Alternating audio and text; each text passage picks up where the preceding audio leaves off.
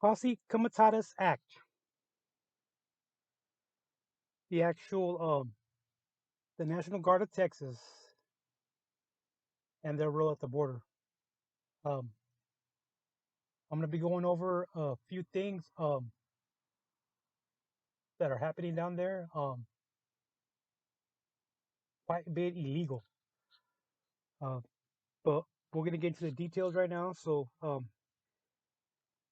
they've been actually activated by the state. There's a big difference being activated by state and being activated by the federal government. State active duty mission at U.S. Mexico border, about 6,500 are actually deployed, and via unit level involuntarily.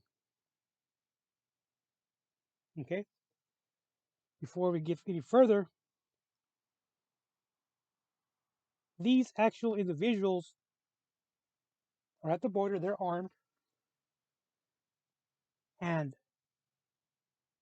you'll see them primarily with long rifles.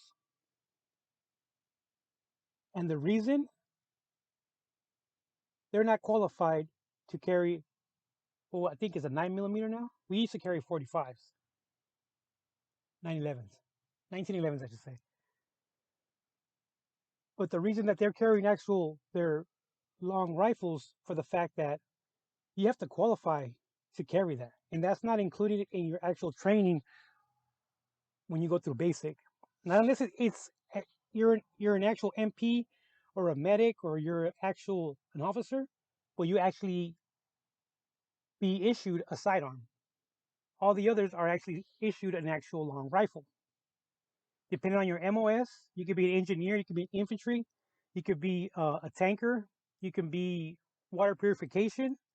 It could be a lot of different MOSs, but just because you're in the army, which is the National Guard, does not make you qualified to carry a sidearm. Now, a posse comitatus, which restricts use of military for law enforcement. Okay.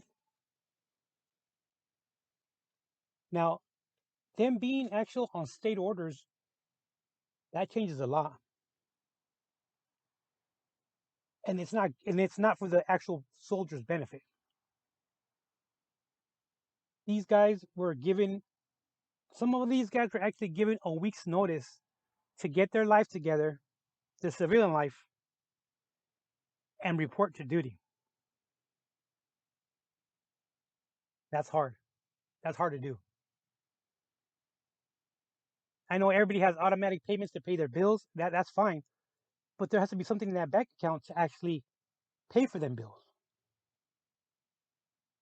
And the majority of these guys, when they first got activated, they didn't see a check for 30 days.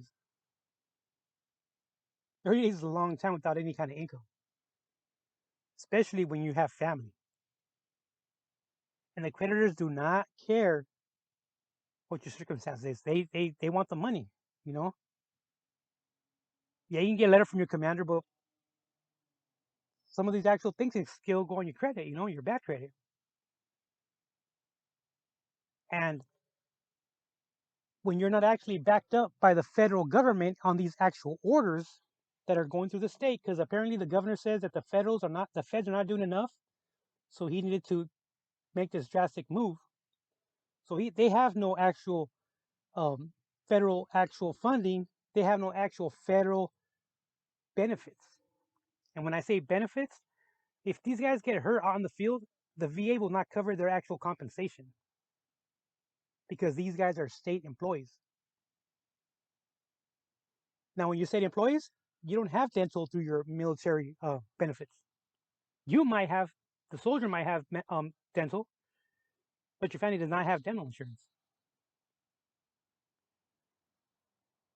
They're not Title 10. Title 10 is when you actually get activated by the state with the backing of the federal government. That changes everything. Because you qualify for your housing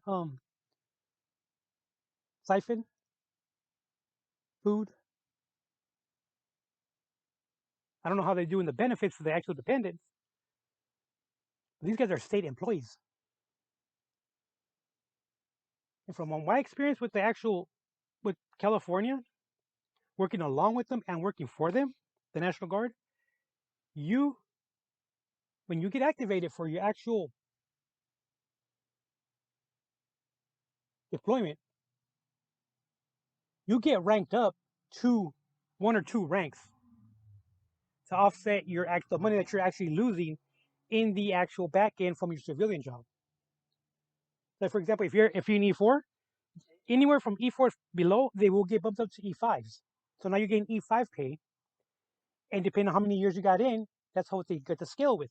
But you will get bumped up by an actual a grade up, which is good for the soldier if it's a short term. But this is not going to be a short term because the Texas legislature already authorized 300 million for 2022, 2023. Now, here we go, okay? Involuntary mobilization. Quick question: who's making the decision? Are they making the decision with within their actual authorization, within their authority, I should say? And is it a legal order? For the fact that when I did my research, a few of the actual statements from these actual soldiers is that they have not seen an actual physical order. And I find that very disturbing for the fact that you have to have some type of paperwork on hand for you to conduct military vehicles, let alone carry a rifle,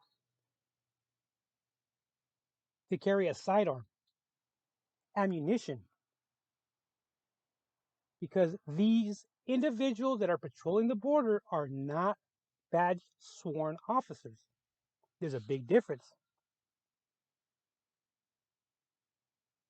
Now,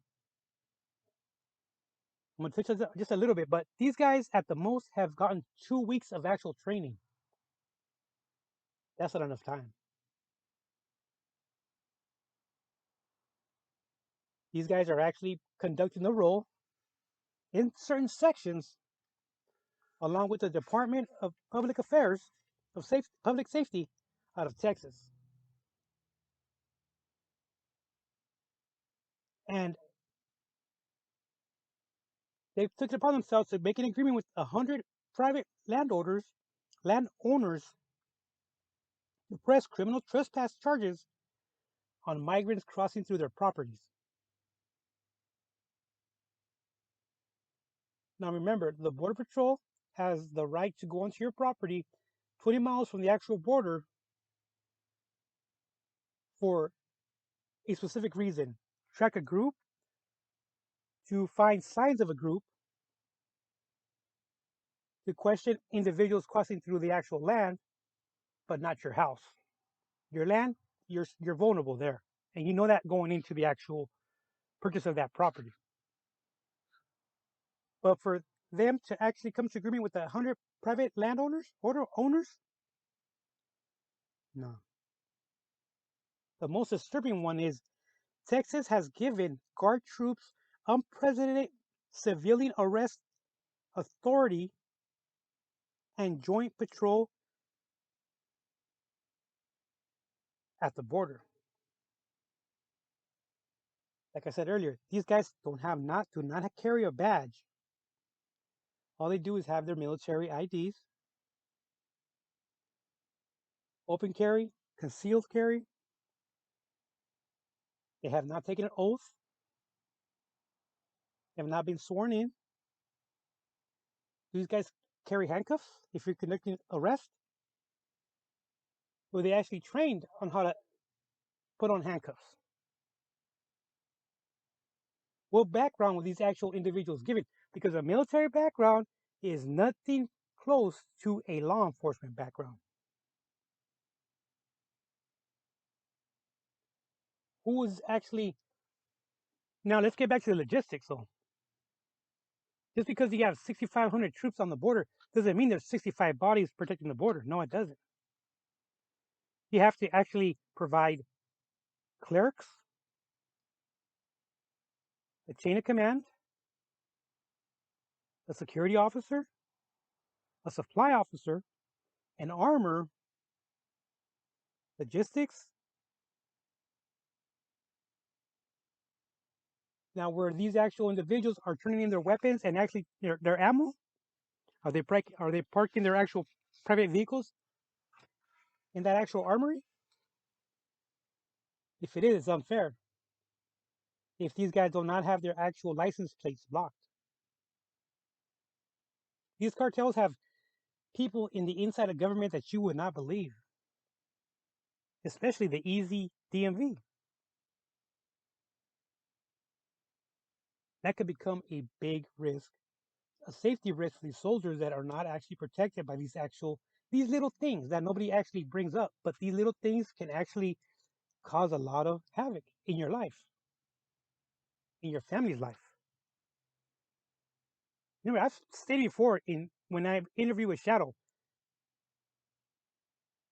some line agents were threatened so severe that actually action had to be taken, and they never appeared at that section of the border anymore. They got reassigned to different parts of the actual United States. And a good friend of mine that happened to. He was an old timer, years from retirement, but he he got to somebody's actual business, and he took him down, and his life was put out there. Now, I don't want to come off as being anti-National Guard. On the contrary, I'm putting out their actual how they're actually missing out on actual retirement points from the VA, actual VA compensation in case they get hurt. If they get hurt, these guys are state employees, and they would have to go through the state compensation. And I'll tell you this right now: the VA is much helpful with documented paperwork, taking care of you for actual injuries sustained on the job, and these guys are not getting that actual benefit. They're not getting if these guys are out there for a year on orders and do not get a year's worth of points for compensation. That is wrong right there in itself. That is wrong right there in itself because 1 month, 1 day can make a big difference in your retirement. A big difference in your compensation in case you get hurt. And to be put out there with no training, it would be bad. It would be bad. Not unless I miss something, but it's no good. Don't get me wrong. They can be very, very effective with transport, surveillance, actual um, working at an actual detention center, taking the stress, taking the actual burden of doing a small thing as answering phones, as babysitting a group in a cell at the office, while other agents are out there working the front line. And the times I've actually worked with actual guard members, never had a problem. Never had a problem.